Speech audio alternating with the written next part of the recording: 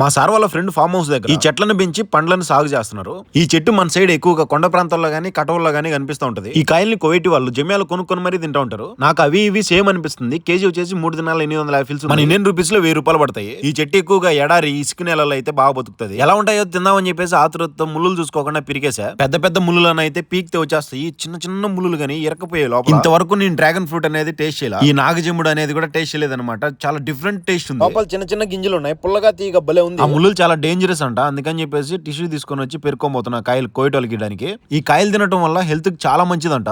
ఇంట్లో వాళ్ళకి ఫోన్ చేసి ఈ కాయలు చూసారు ఎప్పుడన్నా మీరు తిన్నారా అని అడిగితే మేము చిన్న ఏజ్ లో ఉన్నప్పుడు ఎక్కువగా దొరికేటివి తిని ఆడుకునే వాళ్ళం. వాటితో మూతులకి లిఫ్ట్ కి మాదిరి పూసుకునే వాళ్ళము. నాలుగు ఎర్రగా పోతుంది ఇది తింటే అని చెప్పాను. వాళ్ళు చెప్పింది నిజమా కదా అని చెప్పి పెదాలకు పూసా ఎర్రగానే పోయినాయి. ఈ కాయలు మన సైడ్ బ్రహ్మజముడు నాగజముడు అని 2 పేర్లతో పిలుస్తారు. మీ సైడ్ ఈ కాయలు ఏమని పిలుస్తారు? మీరు చూసారా లేదా? వీటిని తింటారా లేదా? తింటే హెల్త్ బెనిఫిట్స్ ఏంటి అనేది కామెంట్ చేయండి. ప్లీజ్ వీడియో నచ్చుంటే లైక్ చేసి షేర్ చేసి సబ్స్క్రైబ్ చేయండి. ఉంటా బాయ్.